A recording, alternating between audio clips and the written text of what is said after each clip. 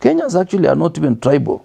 We make them tribal because we galvanize them, because we want to use them as the voting bloc that you will be able to rein in anytime. That's why the other day I was disabusing those who are saying after Rift Valley it is Mount Kenya. Let the best Kenyan come. Well, I think it's just going for money, just profiteering. The usual way, 5,000 acres, 1,600 acres, Weston. All this is just profiteering. At the expense of the lives of Kenyans? Yeah.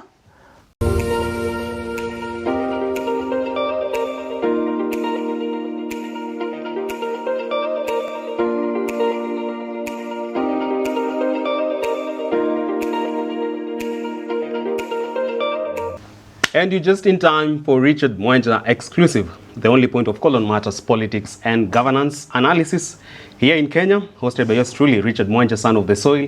And with me today to dissect on a plethora of issues in the world of politics and governance is none other than the first of his name, the power tank and think tank that is former Minister Ruto Arab Kirwa. Today looking sharp in all black. What's the occasion, sir? Are you mourning or something? No, it's not a funeral. That's why. If it was black and white, that would have been a funeral. But this one is multicolored. It's a sign that we believe in the world of diversity.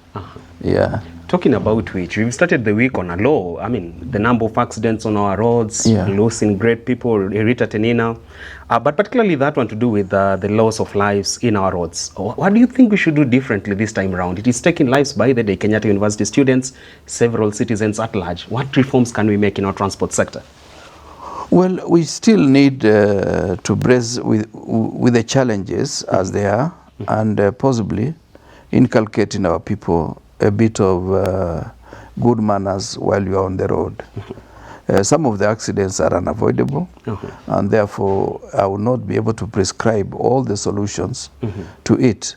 But it is imperative that the behavior of our people in normal societal challenges is the same as is on the road. Actually, the bad manners on the road is a reflection of our society, where everybody feels that he has a right of way. And if you have a small car and I come in a lorry, then I have to push you out of the way, because I believe even if you knocked me and I'm in a lorry, I will not be able to suffer the consequences. So this is something that we need to allow our society to be humane. And we also pray for divine intervention to assist us get out of some of these, because some of the issues is maybe a negative spirit pervading the atmosphere of Kenya because of the way we react to every situation. Very well. Yeah. You are a globetrotter, and I'm sure you've ever visited Kigali in Rwanda, and their urban transport is literally working. Is it that they have set the bar too high for Kenya to reach, or what sort of, how can we actually navigate to be closer even to what Rwanda is experiencing on matters of urban transport? Yeah, you've quoted very well, because the behavior of society is reflected on the roads. Remember the late John Michuki introduced rules which were supported by Kenyans into a large extent. And those rules, just before long, people started going to the same old system or not caring whoever is crossing, whether it's an old lady, whether it's an old person, whether it's a child. You just move as if the road just belongs to you alone. So my take is that let's spend more time talking to each other in a way that we are able to inculcate values in our society. Those values will be reflected. And also leaders, it behoves us to show a good example. Very well. I've seen many politicians, including senior ones, almost on traffic, they just overlap and overtake in the wrong way, in a way that it doesn't behove. And then a young man looking at a leader overtaking very rough on the road thinks that is the way, because you know leaders are also role models. So you can be a role model for the wrong things. And as we say, a mentorship is not what you say, it is how you behave, the totality of your behavior and what you do. Rightly put. And that of the way, let's begin our day's conversation in the arenas of affordable housing before we now delve into the deeper world of politics. And how about we start with the recent revelations and sentiments by the head of state, William Ruto. And he had this to say, one day you'll stand before God and you'll be told you had the ability to contribute the 2.7% and you refused. The sick person who would have been helped wasn't helped and you'll go to hell. I have warned you early. The president imploring Kenyans to support his affordable housing agenda and any other agenda the government is committed to achieve. From a general perspective, are we seeing a case whereby the president is leading from the front line on matters to do with commercializing religion for self-interest? Well, I don't know whether he was serious or he was just in jest. But you see, something coming from a leader at that particular level is worrying because the president is taken seriously. You know, the tradition that was set by the presidents that came before him, more so the founding father of the nation, Mzee Jomo Kenyatta, President Moi. Let me not talk about Kibaki because that was my president, but those the first two, they exuded presidential. Their presence exuded some kind of confidence to Kenyans. Whenever national anthem was played, and the late Jomo Kenyatta raised his fly whisk, we felt Kenya was safe and Kenya was united. But increasingly we have reduced the office of the president to be an office that you can just play around with, hopefully to make yourself popular among the ordinary people, but in the process you are bringing down the bar of the office of the president. But Richard, remember I've told you, President William Ruto is a very good preacher. Because some of the preachers, even in the street, they can preach and allow people to go to heaven through their messages, but they themselves don't believe that heaven does exist. They are preaching because of Sadaka. False prophets? Those are false prophets, and I think he exemplifies them because when you tell somebody that you'll go to hell just because of an omission of deduction, how about he himself as the chief executive? If he allows the health system to fall so low, so the delivery of health services in Kenya today, almost 50% is delivered by other institutions outside government, like faith-based institutions. In the research I did some time back, they deliver about 40% of the health care services. Government delivers perhaps about 50%, and the rest is delivered by private sector, clinics, hospitals, belonging to the private individuals. So we should be ashamed. By the time you allow a public institution to look unattractive, that is a sign that leadership is falling below bar. Because in leadership, you should make public institutions attractive. I remember during our days, to go to a public secondary school at that particular time was seen to be very prestigious, and to go to a private school was seen to be you did not do so well, and therefore when you have a living certificate from high school A, which is a private institution or a Rambe, you are seen not to be of the material that exemplifies the best of society. So in Rwanda today, public institutions are accepted more than the private institution like schools. Why? It is because they have done their best to make sure that schools are doing well as in public. Because what's the difference between public and private? It's possibly the money and attention. Sure. Once you have the right attention, you have the right teachers, and you have the right orientation, any public institution can succeed. Because as Chege has said, in Africa the main problem is leadership. The rest can be arranged. The rest can be arranged. Because human resource in Africa is one of the best. That's why they are sourcing all this. Go to UN, who is a human resource person, unless she has retired. She's a Kenyan. Go to UNEP. Go to anywhere in the world. Go to some of the economies doing well, even here in Botswana. The people who are running some of the institutions are Kenyans who are trained here. They went there and they're doing very well. They have the capacity. They have the capacity. When it's about the environment, it's okay. If it's about the people themselves, they are okay. Kenyans actually are not even tribal. We make them tribal because we galvanize them, because we want to use them as the voting bloc that you will be able to rein in anytime. That's why the other day I was disabusing those who are saying after Rift Valley it is Mount Kenya. Let the best Kenyan come. Let the best Kenyan emerge. And that will elect him as our president. Whether from Taita Taveta, Turkana. Turkana, anywhere. Isiolo, wherever. Ukambani here, without naming names. Busia, anywhere. Even Trans Nzoia. Question of leadership. Question of leadership. Still in those corridors, and I want to get your opinion on this. One Mushira Senior had this to say: the president has joined his fellow profiteers in singing the anthem of spiritual responsibility, while aware that it is just another self-enriching scheme, while masquerading as the agents of heaven. Do you subscribe to Mushira's argument? Well, I do not know the philosophical foundation of that, but what I would want, and this is what I request our president to do, to separate issues religion and issues economics. Religion is there for all of us. All of us accept that, yes, we must submit to a certain supreme being beyond us. But in submission, it should not be seen to be an exclusive club belonging to somebody who can foresee something and he was not gifted with that.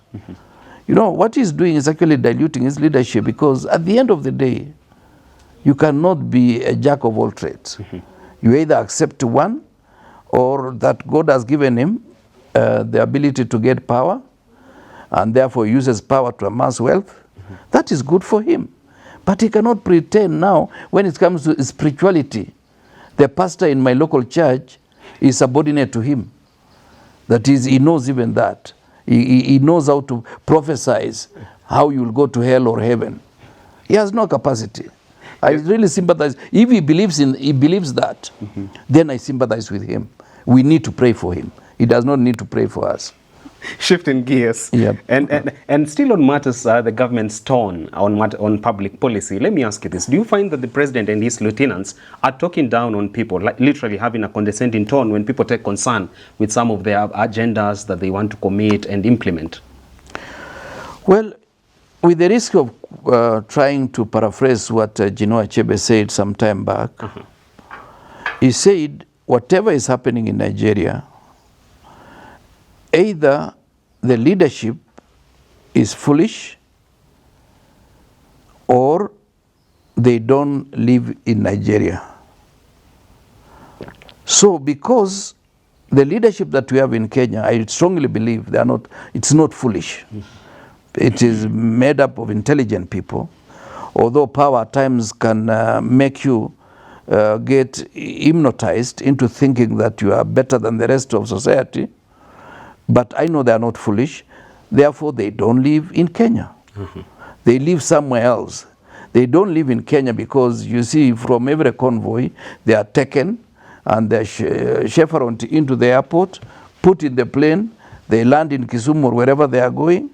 They are escorted by a coterie of individuals, such that even Mama Mboga, if he wants to wave to one of the leaders, she cannot access because there is a battery of people surrounding the person.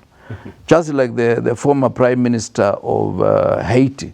You remember the way he was escorted to the plane. True. And the bullets were raining on them. And then he comes here and President Ruto had the audacity to sign an agreement with somebody who was actually an illegal person in his own country, illegitimate. He had not been elected. He didn't even, his name never appeared in the ballot. You know, at times it's good if your name appears in the ballot and you steal, you are still credible because your name was there. But he was not in the ballot. He was elected through American influence. Then he smuggled into Kenya. Then they sign an agreement. I strongly believe the Haiti mission, although this is not the subject of our discussion, should not be something to consider for another day. Because since 1915, there is no mission in Haiti, external mission that has succeeded. So we should not subject our children. Nothing to do with the president trying to be the bigger brother in the room, the Good Samaritan. Well, I think he's just going for money, just profiteering the usual way, 5,000 acres, 1,600 acres, Weston. All this is just profiteering. At the expense of the lives of Kenyans? Yeah. For him, anything. Our president can stoop that low? Anything can go for him. 60 years after independence. He believes in money. What do you think? Do you think that he wants to be seen to be philanthropic? No, it's because of the money. With the hope that the dollar will come to 115 the way he had predicted. But now it's still at 137. Not that good still? It's not good. Where did Uhuru leave it? He left it at 120. So now it went up to 160. It has come back. It had gone up to 135. I wanted to buy a few dollars for a rainy day. Then it has gone up. It's now 137. The president has implored you guys to give him the grace of time to revolutionize and revitalize our economy. Every calendar year, every period for any candidate, whether it's MCA, president or anything, is a period of 5 years. The 5 years are his, but he has wasted 1.5, bringing wrong policies. Richard. I run the risk of being excessive in my ideas today, but it is important. Policy must be just like wine, must be allowed to mature. You don't formulate policy in the morning and in the afternoon you are implementing. You don't go to a public rally and you announce that a house will cost you 3,000 for Mama Mboga and Boda Boda. Populism, you say? Populism. Empty populism. At times populism must also be guided by certain realities. This is empty populism. But there are those who believe it is populism that took President Ruto to State House, and it's a political fodder he can always feed on. You can use propaganda, populism to win an election, but you cannot use the same to run a government. Really? Because people are measuring you in terms of realities. What is realistic? And even the farmers that you think are not as intelligent as you think, they are more intelligent about local issues wherever they stay. Today, farmers in Trans Nzoia, they know they were given a number to take this subsidized fertilizer to pick from National Cereals and Produce Board, but up to now, some of them have been queuing for the last 2 weeks. They have not gotten the fertilizer. And the rains are likely to come in the next 5 days. If I'll be with you next week, the rains will have started in Trans Nzoia. Are you then saying that maybe the president and his government are underrating public and social intelligence? In fact, you see, they are underrating, and there is something serious. The president projected himself as a Christian. And in Kenya, when people believe you are a Christian, they give you benefit of doubt. Even those who are not so good Christians, but whenever Christianity is invoked or religion is invoked, somebody comes down and says, let's give him a benefit of doubt. That's why some of the preachers are con men in the street, including the one who was invited by Ruto. You consider our church to have con men therein? They are. Because when the day of reckoning comes, you and your pastor will be standing on the same queue. They're praying for the nation. Yeah, they're praying for the nation. Some are praying genuinely, many of them. But there are those who are not serious. They are doing it for money. Are you saying should people like Ndingi Mwananzeki come back even for a day? They will actually be ashamed of what's happening within the church in Kenya? Well, I don't know their perspective of the church, because the church at that time was the conscience of the nation and the conscience of the world. But today, it cannot be said the same. When some of the Christians are almost inviting some of these other funny things, there must be some moral bar below which a Christian or any person religious should not accept. On a very light note, should now Kenyans pray for the president, or how can they support him now to change and turn his ways into now steering the country to the true north? Kenya should do two things. They must be vigilant. Otherwise, they will be driven to a situation that they cannot come out easily. Number two, because he is the president of the republic and is a symbol of unity, and is the chief executive that we allowed to serve us for the next 5 years, we pray for him to mend his ways, be right with God, because if he was to hear me, because I know he knows me and I know him, he should not invoke in vain the name of God. These levies, you can tax us, we'll pay, those who can afford, those who cannot afford, you will pay for them, but don't invoke the name of God whatsoever. The taxes are not a gateway to heaven. They are not gateway to heaven. We've called him Sakaja because he's doing like the Sakaja of the Bible, but he's not really supposed to take himself and put himself in a paradigm that he thinks now he lives in the biblical days of Sakaja. It's in Kenya, modern Kenya today, where each one of us is protected by the Constitution to make the statement that they feel it is within the confines of the law. Well, that powerful point by Kipruto Arap Kiro, former minister, takes us to the wrap of this conversation today. It's always a pleasure to have you on board. We wait to see you on our subsequent editions. Also remember to watch my other economic show, that is Business Glide, touching on matters public policy, business and economics at large. And keep this conversation going beyond here. I'm at Mwenja Richard across all social media platforms. Let us know what you want us to cover on our next edition. And also let me get your feedback on our today's conversation. Until then, have a good day.